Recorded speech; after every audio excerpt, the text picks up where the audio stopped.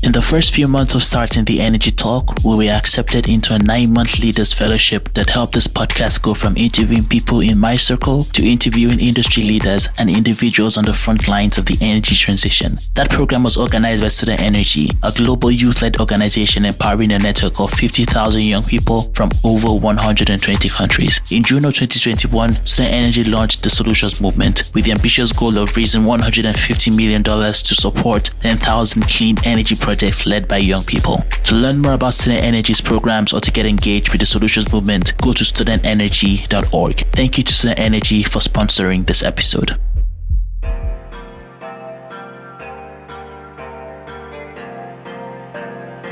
The Energy Talk. Hello and welcome to the Energy Talk podcast. My name is Olubunmi Olajide and thank you for joining us again this week. On this episode, we're going to be speaking with Niklas Wahlberg, who is a Vice President of Societal Changes and Solutions at the Volvo Group. We're going to be talking specifically around green steel. So first, let's start with the basics.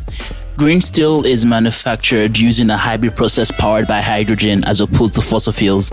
Metal making company in Sweden produced the first fossil-free steel in a trial process, and Volvo were the ones who received that shipment of green steel for the manufacturing of trucks. In fact, Volvo wants to be the first manufacturer to produce vehicles from fossil-free steel, but industrial quantities of green steel won't be made available until 2026 at least.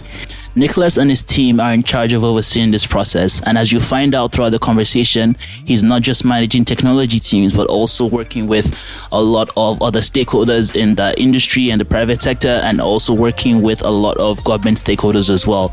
And balancing those relationships and working towards a common goal is something that is going to be very interesting to hear about. And as you hear as well, Niklas has a very interesting background to all of this. This episode was produced in collaboration with the Leadership Group for Industry Transition, also called Lead It, an initiative that has been launched under the UN Climate Action. Collectively, we are looking at accelerating national and non-state actors' ambition. We are working towards making sure that the national policies are in line with the trajectory towards 1.5 degree, and that we have the enabling policy framework to achieve that. That was Gökçe. She is the head of the Lead It Secretariat.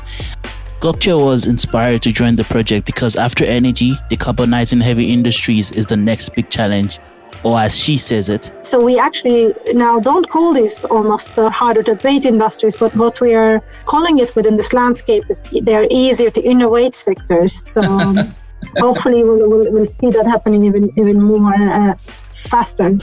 To learn more about Lead It's work, go to industrytransition.org. That's industrytransition.org. Now let's get straight into the episode. I started off after the university here in Gothenburg at Volvo Cars, working with the passenger car segment connected to the aftermarket with serviceability and diagnostics and things around that topic. And I continued within Volvo Cars. This was around the millennium shift with what was referred to as telematics, when cars became connected and you could start to develop the first very, very early services or applications before apps actually existed. But then I actually left Volvo Cars around 2005 and started off for a journey in something here in Gothenburg called Lindholmen Science Park. And I was the CEO of the Science Park for 11 years. And through that journey, I learned a lot of collaborations, because in that role, it was all about collaborating across, especially the public sector and the private, but also with academy.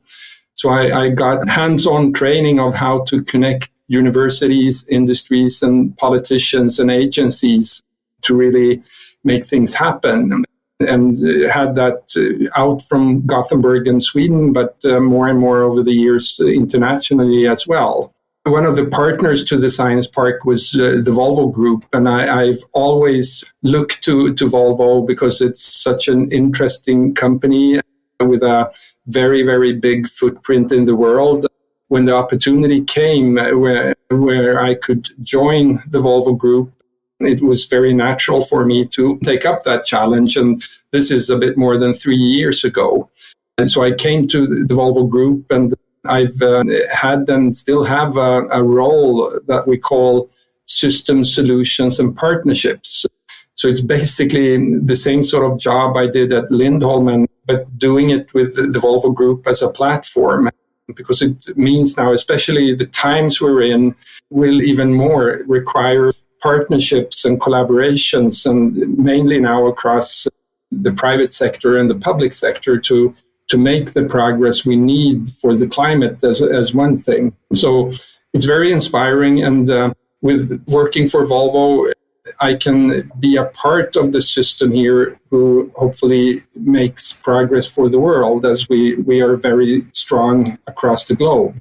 And this is actually a very interesting time to be back at the Volvo Group, because Sweden as a country has made very forward steps when it comes to preparing for climate change and being very forward, like being a leader in that space. But earlier this year, Volvo made an announcement that they want to be the first manufacturer to produce vehicles from fossil-free steel. And they actually received the first shipment of steel that's actually produced by hydrogen energy. So it must be an exciting time for the Volvo Group. And what is the backstory behind that commitment? And what is it like being the first from your industry to really be taking charge on it? I have to start from a bigger perspective. I mean, the Volvo Group has really now committed for real to the Paris Agreement, to the science-based targets, and we historically are a part of the problem in the world with emitting. Our products are emitting CO2 and other things, but we very definitely want to be a part of the solution for tomorrow. So we have, of course, and will continue to invest a lot in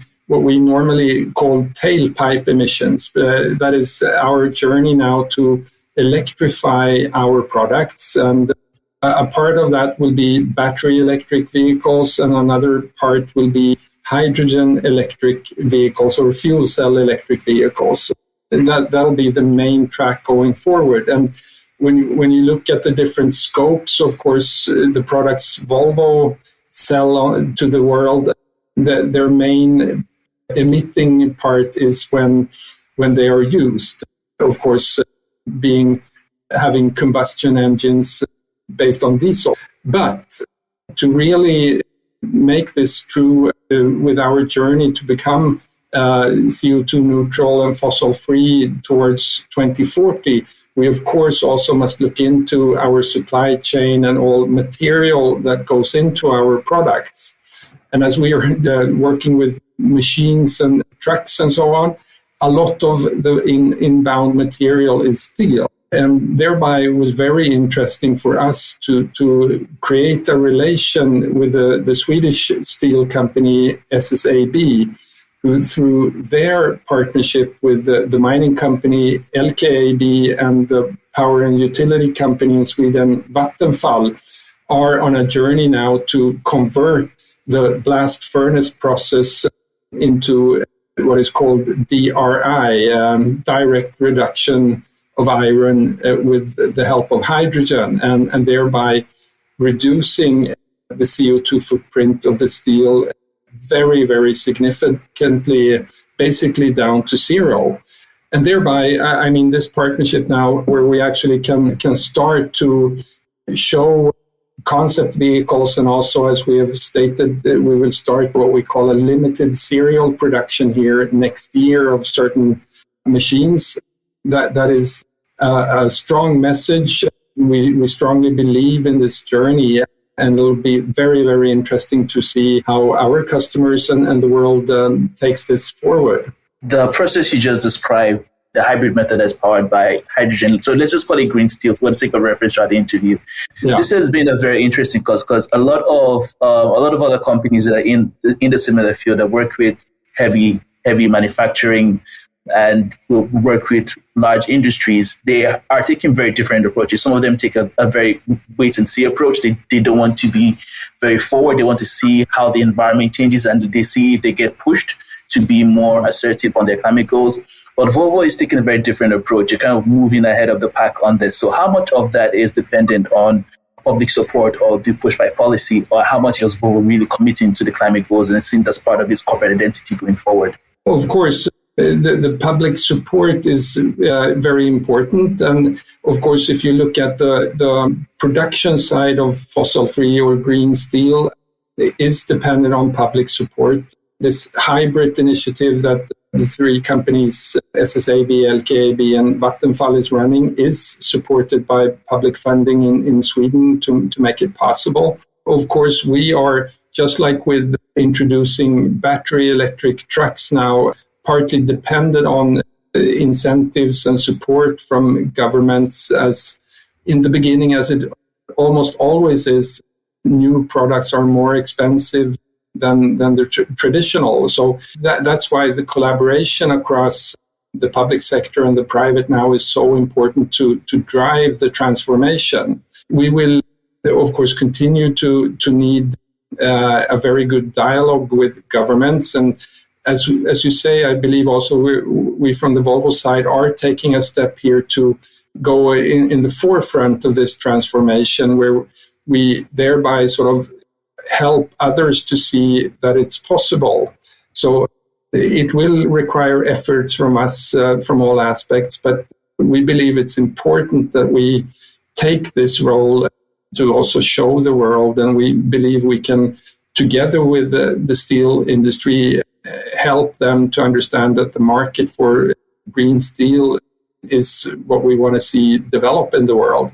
Let's talk about markets for now. So you mentioned a lot of the green steel that, at least for the early stages, going into truck manufacturing. So what are the key factors that are really going to drive the demand and the scale up for green steel in the automotive industry or just in the manufacturing industry in general? What we know so far is that it will have the same properties or better properties, but at least the same properties as traditional steel.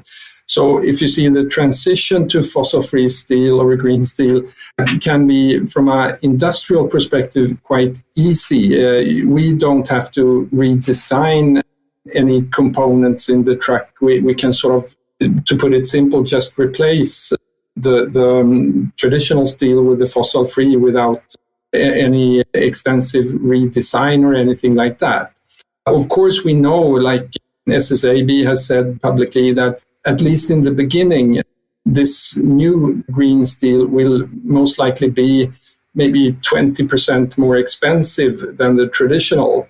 So that is also a factor we have to take into consideration for the price of our products. How does this transfer over to customers, and what is the willingness to pay for the future products? But we're used to that when we introduce new technologies, to find the ways to actually make the whole value chain adopt to this new environment. The projections now is that both this initiative that SSAB is driving, but also the new initiative, the Greenfield initiative in Sweden called H2 Green Steel, that also will produce green steel.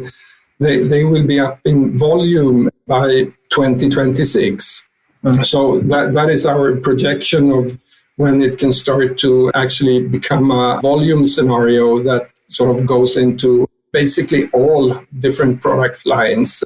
But of course, you can talk about steel, but in reality, a truck consists of many different types of steels and qualities and so on. So it will be a journey the coming years to work together with the steel companies to actually explore and provide all different types of steel qualities that is needed for trucks or other equipment, so the products can be 100% fossil-free. And speaking of that journey, obviously you're going at it with the steel manufacturers and also the support of the Swedish government. And how is it like managing all those stakeholder groups? As you mentioned, the development cycle might be a bit long. You're looking at a 2026 horizon, but obviously there's a lot that has to happen before that time. The price has to come down, the supply chain needs to sort it out. So what are the complexities in managing all the different interests from the stakeholder groups, and what is really the common motivation behind all the groups that are really making this push possible? It's a very good question, but I think the way we're looking at this and seeing the world now is that not only Volvo, of course, but many of all the different stakeholders here are also committed to the Paris Agreement and the science-based targets, etc. So there is a drive from all ends in the equation, if you like, to actually make this happen. But of course, it requires a lot of work on a collaborative field to actually make it happen. And it's a timing question and so on. And of course, in our case, in other companies' case, we will have to work also, of course, with our suppliers, that all the steel doesn't come directly from a steel mill to Volvo. Certain parts of this goes through tier 1 suppliers and tier 2 suppliers and so on. So our complete network here has to be involved, and we have to support and push so everybody actually goes for the green and fossil-free steel here based on our, if you like, demands, because this, of course, is connected to our procurement processes and so on from our purchasing department. That sort of can help to pave the way for moving as fast as possible in this direction. And with that said, also, I mean, we want to be part, sort of pushing the whole steel industry in the world, as we are always sourcing components and deliveries to Volvo from many different sources for all reasons. So we need to be part of pushing the world, so to say, to transform into this way. And we are committed to putting our shoulders together here and actually doing it. And I'm actually curious, because obviously Volvo is still a business. And so how does this really play out in the industry-wide approach, when obviously for green steel, for the price to drop dramatically over the next 5 years, a lot more of the manufacturers or automobile makers, they need to get involved. So how does Volvo really see playing in that landscape of involving different organizations that Volvo might be competing with in some sectors? I think a starting point is to reflect upon that, like some people say long term, that you can't do business on a dead planet. We understand that we have to transform to meet the climate goals here to save the world. And that, of course, you can look at that as a problem, and it is a problem today, but it's also a lot of opportunities. And we sort of, from a business perspective, see this transition more as an opportunity than a problem.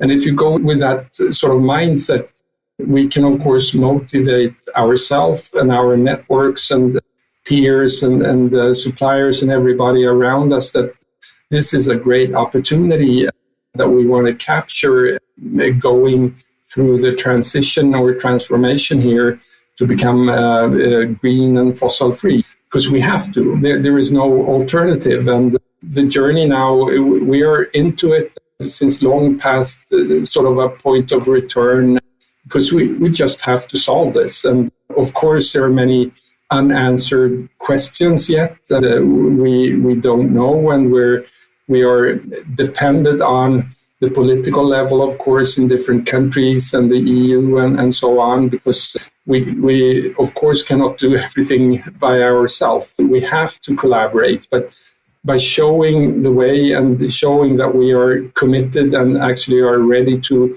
invest in this transition, we believe we can help to inspire the world to actually take the necessary steps here. Let's talk ideal scenarios now. So this doesn't have to be any kind of official forecast. So in the next 10 years, what are the conditions and what are the key milestones that Volvo is looking at as the push towards reducing the cost of green steel and making it more integrated into the products that you offer as a company? So what is that ideal scenario, and what needs to happen in the next 10 years for it to happen?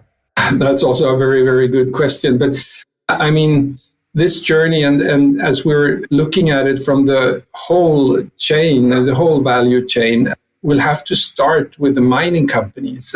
I mean, how do we continue to explore, in this case, iron ore, the virgin iron ore journey from a green and fossil-free perspective, because there is still a lot to do, of course, in the world around mining. In parallel with mining virgin iron, it's of course also how we can continue to optimize the circularity by using scrap steel. The problem with scrap steel is just that I learned that in average it's 75-year cycle. So it's a very, very long cycle, because the main parts of steel that can be recycled today is parts of constructions of bridges or houses and so on. So it takes a very long time before that steel can be recycled. But it's an important element here going forward as well. But starting with that and doing processes based on renewable electricity or energy is, of course, also important. Then you come to this step with where the steel mills or the steel companies in the world come into play. And of course, the change or transformation in their end is a lot about finding the new technologies to remove the current and old technology that is called blast furnaces with new processes. And the way SSAB and also this H2 green steel is proceeding is by using hydrogen to reduce the iron ore, the oxygen in the iron ore, and produce water instead of CO2. That is a very important step, of course, but it will require a lot of electric energy to produce the hydrogen. Renewable energy is something that comes back all the time to make these processes work. And when that is settled, I know now already that besides Volvo, there are, of course, other big companies now in different sectors that are very interested in getting the opportunity to procure fossil-free or green steel for their products. So this is a journey. I think as the steel industry, if I remember right, stands for approximately 10% of the global CO2. This can really make a very, very big impact in the world if this transition can happen. But as I say, the big hurdles, so to say, is one part is renewable electric energy.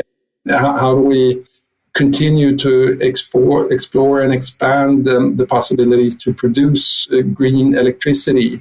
And how can we help to push the steel companies' business equation for investing in the new technologies that are required to actually produce steel out of the fossil-free sponge iron that will come from the processes. So it is a complete value chain perspective that is required. Of course, this will go in different paces across the world, but we want to help by showing us an example that it is possible, and it is possible to make fantastic products out of the green steel and that customers like. So if we can help to show this journey, we believe we can sort of pave the way for the world. Personally looking forward to how the Volvo Group, I know your partners, of course, cross all these hurdles over the next few years. And so something to end up on a different note. So you've been at the Volvo Group for about 3 years now, and a lot of your position has to be with partnerships and keeping stakeholders engaged throughout this very long development cycle. And I'm sure your previous role at Science Park helped you a lot now to talk with different people and find out what incentives are going to keep them motivated. And I'm just curious, do you have any book recommendations that have kind of helped you throughout your career that you would like to share with the audience as well? One book I could give you is a book called Orbiting the Giant Hairball. That is a quite interesting book. An American author has written, who used to work for the big American company called Hallmark, that made photo cards that you send to people when you're on vacation and so on. But this book is actually quite interesting, how he was driving innovative, collaborative projects, but his journey was to orbit the giant hairball, the big organization, because it takes time to change organizations. But if you can stay in orbit and not be dragged into it, but on the same time not lose the connection, the gravity, so you stay on orbit. That's a very interesting book. And I'm sure it's very relevant to your current position right now. Niklas, I really appreciate you making time for this interview. It's been fantastic speaking with you. Thank you, Oli, and good luck with everything. Thanks for listening to the Energy Talk podcast. You can find us on all podcast listening platforms. Just search for the Energy Talk. Send us an email to @energytalkpodcast@gmail.com.